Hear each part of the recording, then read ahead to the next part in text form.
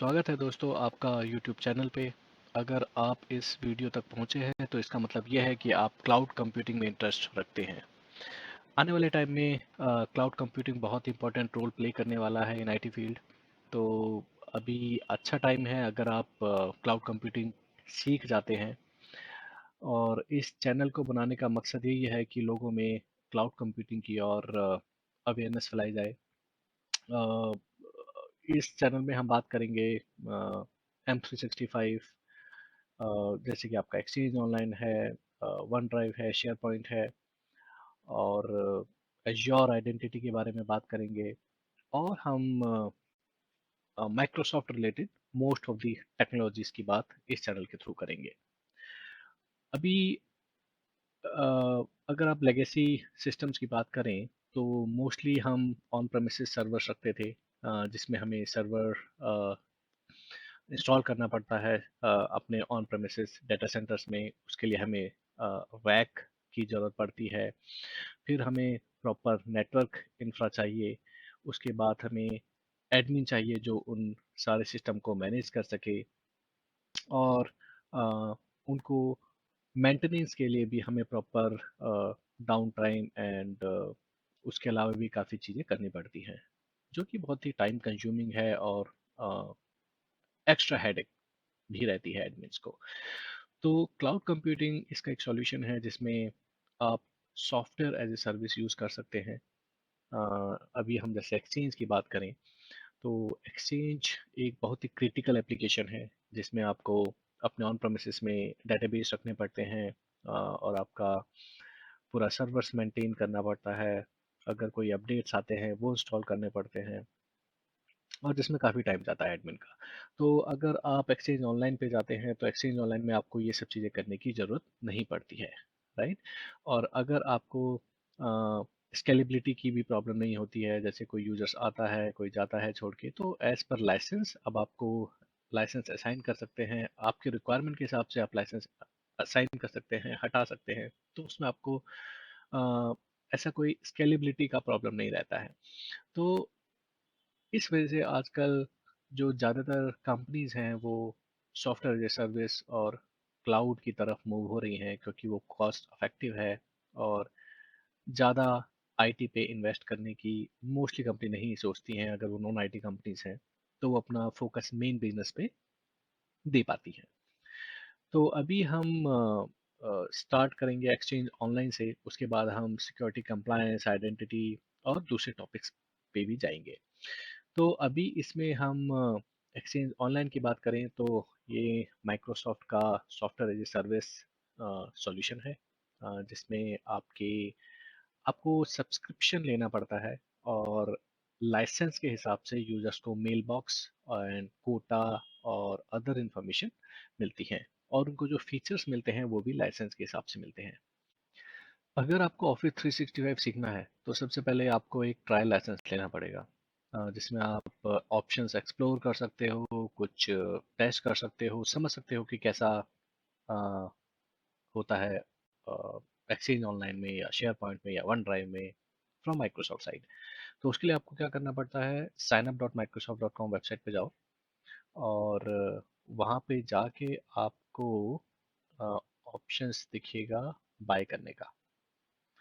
यहाँ पे आप सबसे पहले साइन अप पे क्लिक करो, साइन अप फॉर माइक्रोसॉफ्ट 365। यहाँ पे बाय नाउ पे क्लिक करो, और उसके बाद यहाँ पे दो ऑप्शन आते हैं, फॉर होम, फॉर बिजनेस। अभी आप बिजनेस के लिए करना चाहते हो तो फॉर बिजनेस, और उसके बाद आपको यहाँ पे लाइसेंस की इंफॉर्मेशन आती है कि आप कौन सा लाइसेंस परचेज करना चाहते हो, 365 बेसिक बिजनेस या फिर E3 और E5, ये सब। अगर आपको ट्रायल चाहिए तो उसके लिए आपको यहाँ पे आना पड़ेगा, और यहाँ पे ऑप्शन होता है, आप देख सकते हो, ट्राई फ्री फॉर 1 मंथ। तो आप ये ऑप्शन चूज कर सकते हो और अपना एक टेस्ट टेनेंट बना सकते हो। जब आप लॉग इन करते हो तो आपको इन्फॉर्मेशन पूछेगा, और आप इन्फॉर्मेशन देने के बाद यहाँ पे आपका एक टेस्ट ट्रायल टेनेंट बन जाएगा। ओके, तो जब टेनेंट आपका बन जाएगा और आप फर्स्ट टाइम लॉगिन करोगे, तो आप इस पोर्टल पे लॉगिन कर सकते हो, outlook.office365.com/ecp। अब इस पोर्टल में क्या है, ये आपका एक्सचेंज पोर्टल है, जिसमें आपको मेल बॉक्सेस की कॉन्फ़िगरेशन और अदर स्टफ दिखती है। ये माइक्रोसॉफ्ट का लेगेसी पोर्टल है। अगर आप इस पर क्लिक करोगे तो न्यू एक्सचेंज एडमिन सेंटर आपको दिखेगा। और लेफ्ट साइड में अगर आप देखते हो तो यहाँ पे आपको कई सारे ऑप्शंस दिखते हैं। अगर आपको लेट्स से डैशबोर्ड देखना है तो डैशबोर्ड से भी आप ऑप्शंस एक्सप्लोर कर सकते हो। यहाँ पे आपको दिखेंगे सारे ऑप्शन। और या फिर आप रिसिपिएंट टैब में जाके देख सकते हो। अब आप रिसिपिएंट पे क्लिक करते हो तो आपको जितने भी मेल बॉक्स है आपके एनवायरनमेंट के, उनकी सारी इन्फॉर्मेशन यहाँ पे दिखेगी। करेक्ट, अभी मेरे यहाँ पे केवल वन टेस्ट मेल बॉक्स है तो दिख रहा है, अगर आप बॉटम में देखोगे one selected of one total, तो केवल यहाँ पे वन मेल बॉक्स है। और अगर मैं मेल बॉक्स की इन्फॉर्मेशन मुझे देखना है कि क्या क्या फीचर्स इंक्लूडेड हैं इस मेल बॉक्स के साथ, तो मुझे क्लिक करना है वो टू टाइम्स, या फिर मैं यहाँ पे इस बटन पे क्लिक कर सकता हूँ एडिट पे, उसकी इन्फॉर्मेशन मुझे मिल जाएगी। अब यहाँ पे first name, initials, last name, display name, alias, और ये इन्फॉर्मेशन आप यहाँ पे दे सकते हो। अगर आपको let's say mail box hide करना है तो आप ये ऑप्शन सिलेक्ट करते हो, hide from address list.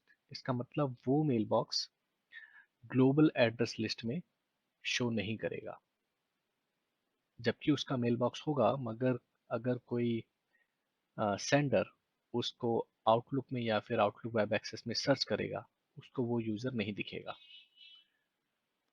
Global address list में।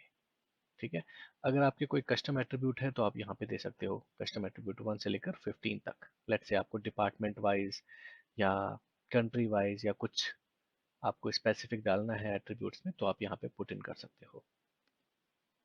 अभी यहाँ पे मेल बॉक्स यूसेज आता है कि आपका मेल बॉक्स कितना यूज हुआ है। अभी क्लाउड में मीन्स एक्सचेंज ऑनलाइन में अगर आपके पास E3 या E5 लाइसेंस है तो आपको 100 GB कोटा मिलता है। तो आप देख सकते हैं यहाँ पे दिखा रहा है कि 99 GB में से इतना यूज है, बाकी फ्री है। तो उस पर्टिकुलर कॉन्टैक्ट की इंफॉर्मेशन आपको यहाँ से मिल सकती है, जैसे street address, state, country, work phone, mobile, right. और आपके पास और भी ऑप्शन है, जैसे home phone, web page, notes, कुछ स्पेसिफिक डालना है तो यहाँ पे मिलती है। ऑर्गेनाइजेशन पे क्लिक करोगे तो उस पर्टिकुलर मेल बॉक्स का टाइटल, डिपार्टमेंट, किस कंपनी को बिलोंग करता है, उसके मैनेजर का मेल बॉक्स, और उसको अगर कोई डायरेक्ट रिपोर्ट करते हैं तो सारी इन्फॉर्मेशन यहाँ पे दिखती है। उस पर्टिकुलर मेल बॉक्स के साथ कौन कौन से ईमेल एड्रेस एसोसिएटेड है, वो इन्फॉर्मेशन आपको यहाँ पे दिखती है। अगर लेट्स से मेरा इस मेल बॉक्स का ईमेल एड्रेस है दिस kafartree.onmicrosoft.com, इट मीन्स अगर कोई सेंडर इस ईमेल एड्रेस पे मेल भेजता है तो इस मेल बॉक्स को रिसीव होगी। और SIP एड्रेस होता है आपका स्काइप या फिर टीम्स के लिए। तो जब आपका कैपिटल SMTP होता है मीन्स वो आपका प्राइमरी SMTP एड्रेस है। अगर आपका स्मॉल लेटर में SMTP होता है मतलब वो आपका सेकेंडरी SMTP एड्रेस है। अगर आपको एडिट करना है तो आप इस पर क्लिक कर सकते हो और SMTP एड्रेस को एडिट कर सकते हो। और आपको और ऐड करना है तो यहाँ पे क्लिक करके कुछ एक्स्ट्रा भी यहाँ पे ऐड कर सकते हो email address. Mail box feature में आपको इस मेल बॉक्स के साथ क्या क्या फीचर एसोसिएटेड है वो सब इन्फॉर्मेशन मिलेगी, बट आपका लाइसेंस वो सपोर्ट करना चाहिए वो फीचर। अगर नहीं करता है तो आपको वो इनेबल करने की ज़रूरत ही नहीं है। करेक्ट, तो यहाँ पे शेयरिंग पॉलिसी दिखती है, वो हम आगे आने वाले वीडियोस में बात करेंगे डिटेल्ड में, बट यहाँ पे आप बेसिक समझ लीजिए कि क्या होता है। सो शेयरिंग पॉलिसी, अगर आपको कैलेंडर एंड कॉन्टैक्ट शेयर करने हैं किसी फेडरेटेड ऑर्गेनाइजेशन के साथ या फिर एक्सटर्नल ऑर्गेनाइजेशन के साथ, तो वो शेयरिंग पॉलिसी काम में आती है। रोल असाइनमेंट आपका RBAC के लिए है कि वो इंडिविजुअल यूजर क्या क्या चेंज कर सकता है अपने मेल बॉक्स में, उसे क्या क्या परमिशन है अपने मेल बॉक्स में। रिटेंशन पॉलिसी आपका MRM है, मेल बॉक्स रिटेंशन पॉलिसी, इसको हम मेल बॉक्स रिकॉर्ड मैनेजमेंट भी बोलते हैं। तो ये सारी चीज़ें हम डिटेल में आगे आने वाले वीडियोज में पढ़ेंगे, अभी ये केवल बेसिक इंट्रो है एक्सचेंज ऑनलाइन का। Address book policy, ABP, right, ये भी हम आगे आने वाले वीडियोस में बात करेंगे। अभी यहाँ पे आपको दिखता है फ़ोन एंड वॉइस फीचर, जिसमें आपको एक्टिव सिंक रिलेटेड चीज़ें मिलती हैं। क्या एक्टिव सिंक वो होता है, मतलब आप अपना मेल बॉक्स किसी हैंडहेल्ड डिवाइस पे कॉन्फ़िगर करते हैं, चाहे वो एंड्रॉयड हो, चाहे वो आईफोन हो। ईमेल कनेक्टिविटी मीन्स आपका जो मेल बॉक्स है वो आउटलुक वेब एक्सेस से एक्सेस हो सकता है या नहीं। सो आप देख सकते हैं outlook on web is enabled, means वो एक्सेस कर सकते हैं। अगर आपको डिसेबल करना है आप डिसेबल कर सकते हैं। तो ये यूज़र आउटलुक वेब एक्सेस से मीन्स ब्राउज़र से मेल बॉक्स एक्सेस नहीं कर सकता। आई मैप आपको पता है ये बहुत ही लेगेसी प्रोटोकॉल है, इंटरनेट मैसेज एक्सेस प्रोटोकॉल, तो ये भी इनेबल है। पॉप 3 पोस्ट ऑफिस प्रोटोकॉल, ये भी इनेबल है। डिसेबल हाईलाइट है, इसका मतलब ये इनेबल है। तो जैसे जानते हैं आई मैप 143 पे काम करता है, पॉप 3 110 पे काम करता है। मैपी फीचर इनेबल्ड है, लिटिगेशन होल्ड इनेबल्ड है, लिटिगेशन होल्ड डिसेबल्ड है। अगर मैं इनेबल करना चाहूँ तो मैं यहाँ से कर सकता हूँ। लिटिगेशन होल्ड के लिए हमें exchange online plan 2 licence at least चाहिए, तभी ये इनेबल होगा, अदरवाइज ये आपको एरर देगा। ओके। आर्काइविंग के लिए भी हमको एटलीस्ट E3 और E5 लाइसेंस चाहिए, उससे अदरवाइज आपको एड ऑन ले सकते हैं अगर आपको आर्काइविंग इनेबल करनी है। मेल फ्लो में आपको अगर आपको रिस्ट्रिक्ट करनी है डिलीवरी, अगर आपको इनेबल फॉरवर्डिंग लगानी है मेल बॉक्स पे, तो यहाँ पे आप लगा सकते हैं कि मेल यहाँ पर आए तो एक कॉपी किसी दूसरे मेल बॉक्स को डिलीवर हो जाए, राइट। तो यहाँ पे आप इनेबल फॉरवर्डिंग लगा सकते हैं। और मैक्सिमम रिसिपिएंट 500। अगर आपको साइज की रिस्ट्रिक्ट करनी है मेल बॉक्स में, तो यहाँ पे साइज आप मैक्सिमम साइज और मिनिमम साइज ये मेल बॉक्स रिसीव और सेंड कर सकता है। सेंड साइज मीन्स इतना केबी, और ये इतना केबी मेल ज़्यादा से ज़्यादा भेज सकता है। अगर उससे ज़्यादा भेजेगा, रिसीव करेगा, तो एरर आएगी, या तो सेंडर को रिसीव करते वक्त, और सेंड करेगा तो अ, इस मेल बॉक्स को ही एनडीआर आएगा कि इतना नहीं भेज सकते। NDR means non delivery report. और यहाँ पे आप देखेंगे मैसेज डिलीवरी रिस्ट्रिक्शन में, यहाँ पे हमारे पास रिस्ट्रिक्शन होती है कि किस टाइप के मैसेज हमें अलाउ करने हैं, किस टाइप के नहीं करने हैं। तो ऑल सेंडर से ये मेल बॉक्स एक्सेप्ट कर सकता है ईमेल, और required that sender are authenticated, ये चेक नहीं है, राइट। रिजेक्ट मैसेज फ्रॉम, मतलब अगर आपको रिस्ट्रिक्ट करना है तो आप रिस्ट्रिक्ट कर सकते हैं, अदरवाइज ज़रूरत नहीं है। ये डिफ़ॉल्ट सेटिंग्स है मेल बॉक्स पे जब आप ब्रांड न्यू मेल बॉक्स बनाते हैं। मेंबर ऑफ, अगर ये यूज़र किसी डिस्ट्रीब्यूशन ग्रुप या फिर ऑफिस 365 ग्रुप का मेंबर है तो आपको ये दिखाएगा। तो डिस्ट्रीब्यूशन ग्रुप होती है अगर आपको मेल भेजनी है कंपनी वाइड, तो इंडिविजुअल यूजर को भेजने की बजाय आप एक ग्रुप को भेजते हैं और वो ईमेल सारे यूजर्स को मिल जाती है। आ रहा हूँ। ये मेल टिप है, यहाँ पे आपको मेल टिप्स अगर कॉन्फ़िगर करनी है कस्टमाइज, तो आप यहाँ पे मेल टिप्स कॉन्फ़िगर कर सकते हैं। अगर आपको इस मेल बॉक्स को किसी दूसरे यूजर को परमिशन देनी है कि कोई और यूजर इस मेल बॉक्स के बिहाफ पे मेल भेज सके, तो आप यहाँ पे देते हैं। लाइक इसमें सेंड एज परमिशन होती है, सेंड ऑन बिहाफ होती है, और फुल एक्सेस। फुल एक्सेस में आप देख सकते हैं यहाँ पे the full access permission allows a delegate to open this mailbox and behave as a mailbox owner. Send on behalf में the send on behalf permission allows the delegate to send email on behalf of this mailbox. The from line in any message sent by delegate indicates the message was sent by delegate on behalf of the mailbox owner. तो जो receiver होगा mail का, उसे दिखेगा send on behalf. Sanders में अगर आप permission देते हो तो ऐसा फील होता है कि जिस एक्चुअल सेंडर ने मेल भेजा है, करेक्ट। सो फॉर एग्जांपल, अभी इस मेल बॉक्स पे एक यूज़र को सेंड एज परमिशन है। अगर वो यूज़र इस मेल बॉक्स के बिहाफ पे मेल भेजेगा बट उसे सेंड एज परमिशन है, तो लगेगा कि इस सेंडर ने ही मेल भेजी है, जबकि मेल एक्चुअल दूसरे यूज़र ने भेजी है, बिकॉज उसे इस मेल बॉक्स पे सेंड एज परमिशन है। सेंड ऑन बिहाफ में जब रिसिपिएंट को मेल रिसीव होगा, उसे दिखेगा कि मेल रिसीव हुई है, बट सेंड ऑन बिहाफ। तो ये तो ऐसे आपका ऑफिस 365 में डेलीगेशन वगैरह काम करता है, और एक्सचेंज ऑनलाइन में ऐसे डेलीगेशन काम करता है। ये था हमारा रेसिपिएंट, जो कि एक मेल बॉक्स है। एक्सचेंज ऑनलाइन या फिर एक्सचेंज ऑन प्रेमिसेस में हम हमारे पास डिफरेंट टाइप के रिसिपिएंट होते हैं। अभी होता है ग्रुप्स। ग्रुप्स में आपके पास डिस्ट्रीब्यूशन ग्रुप्स होते हैं और ऑफिस 365 ग्रुप्स होते हैं। अगर आप यहाँ पे क्लिक करोगे तो यहाँ आपको ऑप्शन मिलता है distribution list, mail enabled security group, या फिर डायनेमिक डिस्ट्रीब्यूशन लिस्ट। तो डिस्ट्रीब्यूशन लिस्ट क्या होता है कि अगर आपको पूरी कंपनी को मेल भेजना है तो आपके पास एक ऑप्शन है कि आप इंडिविजुअल यूजर को ऐड करो और फिर मेल सेंड कर दो। दूसरा ऑप्शन ये है कि आप एक डिस्ट्रीब्यूशन लिस्ट बनाओ, उस डिस्ट्रीब्यूशन लिस्ट में सारे मेंबर्स ऐड करो और मेल डिस्ट्रीब्यूशन लिस्ट को भेज दो। तो डिस्ट्रीब्यूशन लिस्ट के सारे मेंबर्स को वो मेल रिसीव हो जाएगा, ये उसका बेनिफिट होता है। और डिस्ट्रीब्यूशन लिस्ट एक रिसिपिएंट काउंट होता है, ना कि इंडिविजुअल रिसिपिएंट्स जो कि उसके मेंबर्स हैं। मेल इनेबल्ड सिक्योरिटी ग्रुप, इसमें क्या होता है, आपका एक सिक्योरिटी ग्रुप बनता है जो जो कि मेल इनेबल्ड होता है।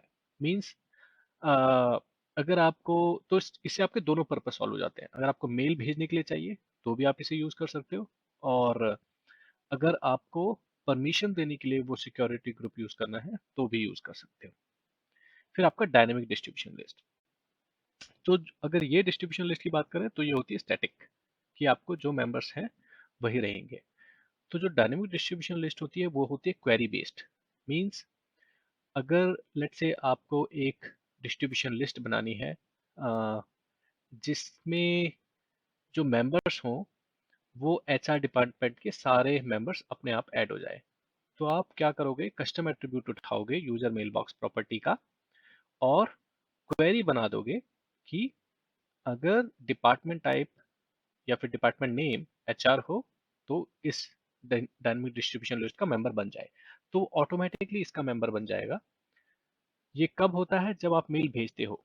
जब आप मेल भेजते हो तो क्वेरी बेस्ड जो डीएल होती है वो एक्टिव डायरेक्टरी को क्वेरी करती है आईडी को, और बेस्ड ऑन द एट्रीब्यूट जो मेल होता है वो डिलीवर होता है मेल बॉक्सेस पे। तो अभी हम ये एक्चुअली बेसिक्स में बता रहा हूँ, आगे आने वाले वीडियोस में हम डिटेल्ड जानेंगे हर इंडिविजुअल रिसिपिएंट टाइप का, वो कैसे काम करता है, उसको हम क्वी से कैसे मैनेज करते हैं, उसको हम पावर शेल से कैसे मैनेज करते हैं, all those details. Resource type होता है, अगर आपको कोई इक्विपमेंट मेल बॉक्स बनाना है या रूम मेल बॉक्स बनाना है उसे हम कहते हैं रिसोर्स मेल बॉक्सेस। कॉन्टैक्ट्स, अगर आपको कोई ऑब्जेक्ट बनाना है अपने ऑर्गेनाइजेशन में जिसका एक्चुअल मेल बॉक्स किसी डिफरेंट ऑर्ग में हो, तब आप मेल कॉन्टैक्ट बनाते हो। फॉर एग्जांपल, अगर आप एक मेल ऑब्जेक्ट यहाँ पे बनाना चाहते हो ताकि वो ग्लोबल एड्रेस लिस्ट में विजिबल हो, मगर उसका एक्चुअल जो मेल बॉक्स है वो है लेट्स से गूगल पे या फिर जीमेल, तो आप क्या करोगे, तो आप एक मेल कॉन्टैक्ट बनाओगे और उसका एक्सटर्नल ईमेल एड्रेस सेट कर दोगे user@gmail.com, तो मेल जीमेल यूजर को डिलीवर हो जाएगी। ये बेनिफिट होता है कॉन्टैक्ट्स का। एक होता है शेयर्ड मेल बॉक्स। अगर आपके पास ऐसी रिक्वायरमेंट है जिसमें मल्टीपल यूजर्स को एक एक्चुअल मेल बॉक्स एक्सेस करना है, उस केस में आप एक शेयर्ड मेल बॉक्स बनाते हो और उस शेयर्ड मेल बॉक्स पे उन सारे मेल बॉक्सेस को एक्सेस दे देते हो ताकि वो उसे एक्सेस कर सके। और शेयर्ड मेल बॉक्स को कोई लाइसेंस की जरूरत नहीं होती है एक्सचेंज ऑनलाइन में, बट उसका जो कोटा होता है मेल बॉक्स कोटा, वो 50 GB रहता है। अगर आपको बढ़ाना है तो आपको लाइसेंस चाहिए। फिर आता है माइग्रेशन। अगर आपको माइग्रेशन स्टार्ट करना है, लेट्स से आपको जीमेल से एक्सचेंज ऑनलाइन पे माइग्रेट करना है या फिर ऑन प्रेम से एक्सचेंज ऑनलाइन पे माइग्रेट करना है, तो आप यहाँ से स्टार्ट करते हो माइग्रेशन बैच बना के। फिर आप या तो एक्सचेंज ऑनलाइन पे माइग्रेट करते हो या फिर एक्सचेंज ऑनलाइन से माइग्रेट करते हो। ओके, और यहाँ पे आप माइग्रेशन एंड पॉइंट देख सकते हो। अगर आपका हाइब्रिड इन्वायरमेंट है या फिर आप किसी आईमैप प्रोवाइडर से अपने एक्सचेंज ऑनलाइन में माइग्रेट कर रहे हो तो आपको सबसे पहले माइग्रेशन एंड पॉइंट बनाना होता है, तो वो यहाँ पे दिखता है। तो इस वीडियो में बस इतना ही। आपको ये वीडियो कैसा लगा ज़रूर बताइएगा कमेंट करके। ये आने वाले वीडियोस में हम बाकी ऑप्शंस की जानकारी भी प्राप्त करेंगे। अगर आपको स्पेसिफिक किसी टॉपिक पे जानकारी चाहिए या फिर इंफॉर्मेशन चाहिए या फिर डिटेल्ड इंफॉर्मेशन चाहिए M365 सिक्योरिटी कंप्लायंस, तो आप कमेंट बॉक्स में लिख सकते हैं और मैं कोशिश करूंगा कि उस टॉपिक पे कोई वीडियो बनाऊं। Thank you for watching and ये चैनल को सब्सक्राइब कीजिए ताकि मैं ज़्यादा से ज़्यादा वीडियोस एंड टेक्निकल एक्सपर्टीज़ वाले वीडियोस इसमें बना सकूं, ताकि ये आपकी क्लाउड कंप्यूटिंग की जर्नी में हेल्प कर सके। धन्यवाद।